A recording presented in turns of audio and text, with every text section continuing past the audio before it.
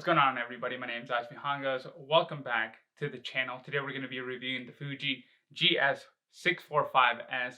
This is a really interesting medium format camera made by Fuji. I didn't even know that Fuji made medium format cameras. When I think about the term medium format, my brain automatically goes to Hasselblad. They really dominate this space. So when my friend told me about this specific camera and letting me borrow it, I'm like, sure, why not? This is an interesting pattern in the way that medium format has evolved. What I'm going to say from the start is that I feel like Fuji made very interesting choices in cutting around certain corners in order to get this camera to a certain price point. Are they good? Are they bad? I don't know. But all I know is that in order to get into medium format, you have to sell your firstborn child. And this camera might have just changed everything. So let's get right into the review. My first impression when I received the Fuji was that it was so lightweight. It felt so different compared to my original thoughts of a medium format camera. The material that they chose, I was kind of turned off by. At some point when you're spending, over $400, $500 on a camera, I think there should be a certain level of quality, but that's also determined by its category, right? Medium format cameras are known to have some of the best material, but they're also extremely heavy. Yet the cheap plastic is just horrible, and it's not something that I genuinely like. But I've handled many cameras, and that's probably a bias of mine. The quality is just not there, but I'm also not willing to dish out the extra money to get a Hasselblad. Where the most impact of the material comes in is with the grip. Now, you guys know me. The grip is extremely important next to probably the specs, in my personal opinion. And this camera's grip is just like 5% too small. Look at these hands, guys. Look at these hands. They're like average size medium hands. And I constantly found myself trying to grip on to the material. If you have sweaty hands, even just one drop of water on them, you're gonna find yourself losing this camera. The grip is just not good at all. The flash on here, I personally didn't use. I didn't shoot under low light, but I think that the position is great. It makes it look really retro overall. The entire camera looks retro in general. The position of the viewfinder is pretty common, and I don't think there's anything wrong with it. The intriguing thing about the viewfinder though, and I don't recall if I've ever had a camera that does this, but when you're shooting in portrait, you're actually shooting landscape. And when you're shooting landscape, you're actually shooting portrait. I thought it was going to be a little bit annoying and I would take days to get used to, but it was actually very easy to get adjusted to because inside the viewfinder, there's like a little square that shows you whether you're shooting landscape or portrait. I might have accidentally shot portrait when I wanted to shoot landscape maybe once or twice, but it was really easy to memorize and it wasn't as big of a deal as I thought it would originally be. I will say that the square is a little bit difficult to see midday, but at that point you should have already memorized the reverse relationship that the camera has to portrait and landscape shooting. Inside the viewfinder, you'll also find a light meter. I really like light meters. I don't care what people say. It doesn't make you a purist if you use a light meter, but it's really nice to have to make sure that you're not spending time overexposing film or underexposing it. That way you get the best results. And what's really great about the camera is that the batteries are very easy to find. They're just standard watch batteries. If the battery dies out, you can still apply the Sunny 16 rule and just shoot with it like regular. It's completely up to you, but I personally still like the light meter. If we take a look at the back, there's an indicator that lets you know whether you're shooting 120 film or 220. For me, I only shot 120, but the ability to switch between 220 and 120 on such a small camera is really amazing, and it just kind of piques my interest on how the composition, the lighting, and the depth could be expanded with 220 film. So that might be a possible video later down the line. When you're finished with the roll of film, you'll automatically know because the tension on the lever will just keep on whining and whining and whining.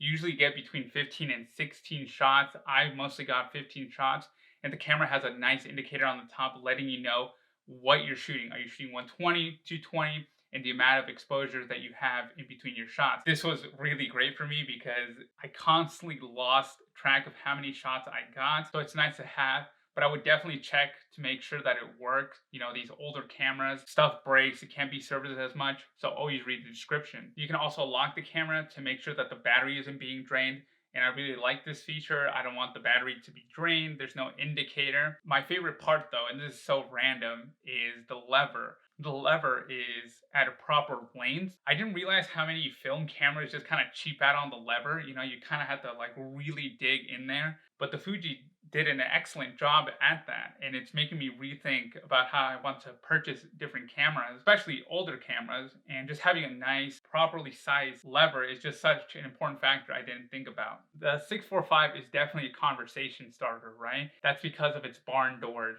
I found this really intriguing when I first saw the camera, like what's going on here. My friend told me that this lens was improperly engineered and it would constantly break all the time. So they decided to add this part to the camera. And while it does look very cool, I find that it impacts the ergonomics of the lens, finding the focus, aperture, self-timer, like all these things are crammed into the lens and it's really obnoxious. You know, I was just shooting out like regular, trying to take photos of people. I would constantly find that as I was trying to focus, I would accidentally move something else, even if it was just a gentle bump. It would go from like 1/30th of a second to like 1/8 of a second. I personally didn't realize that it was like that until just like a few shots into it. And I'm probably wasting film here or there. Most medium format cameras are used in a studio where there's a controlled environment and you don't really have to chase the sun too much to get the best results possible on someone's face. The way that I shot it though, this camera isn't really built for anything fast. It's just slow. My fingers aren't even that big. So like imagine giving it to someone with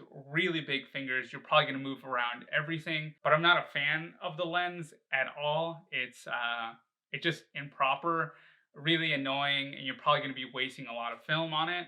I'd probably say that the only handle that I like is the focus ring handle. I would just wonder why they didn't design all of them like that. This is the part of the camera that I don't feel like Fuji really thought out on, you know? I don't think you should like skimped out on one of the parts that every single photographer uses constantly. I didn't see cutting the corner on the lens as being the right approach, even with the fix on the barn door. In terms of focal length, 60 millimeters, I think it's proper. Didn't find myself having too much trouble, but that also depends on your style, right? Are you used to shooting with zoom lenses? What's your regular focal length? For me, it's like 35, but I'll also shoot prime lenses only. So going up and down with my feet wasn't too much of a big deal, but that's all on a personal basis. As a portrait photographer, I gotta say, f4 is not shallow enough. f4, oh my gosh, that's too much. The lens is only set to f4 at its minimum, but I think it's also medium format, so you're probably gonna get a better depth of field even with f4. I didn't find that to be too much of a problem, but then again, I was only shooting like sunset and during the daytime. At the end, my thoughts, my conclusion, it really is a mixed bag. It might have sounded like I'm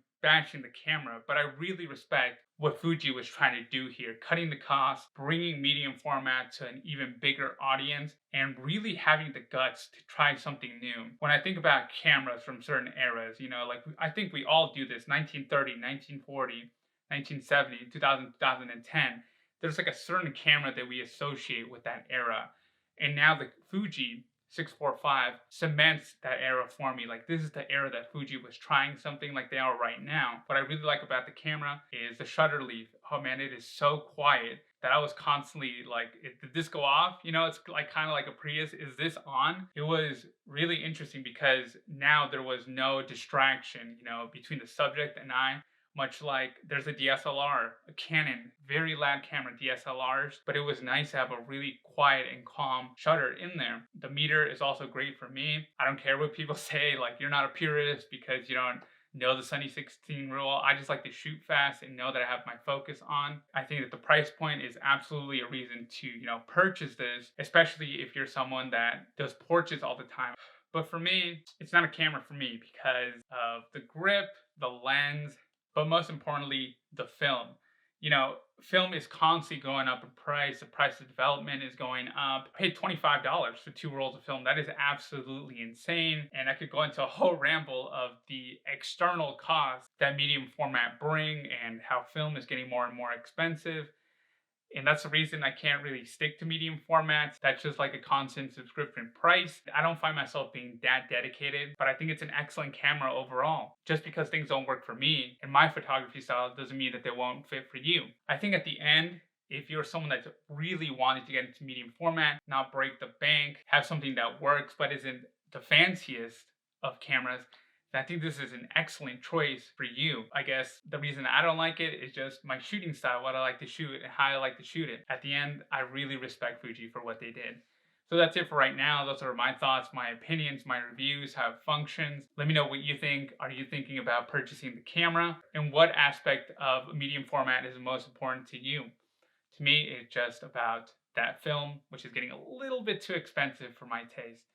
So that's it for right now. Make sure to follow me on Twitter, Instagram, upvote me on the Foundation app as your boy is trying to sell some NFTs. I'm always happy to talk over Twitter. Make sure to check out my blog and what to do after you graduate from college. At the end of the day, I thank you so much for your time and your attention. My name is Asmi Hongos, and I'll catch you in the next one.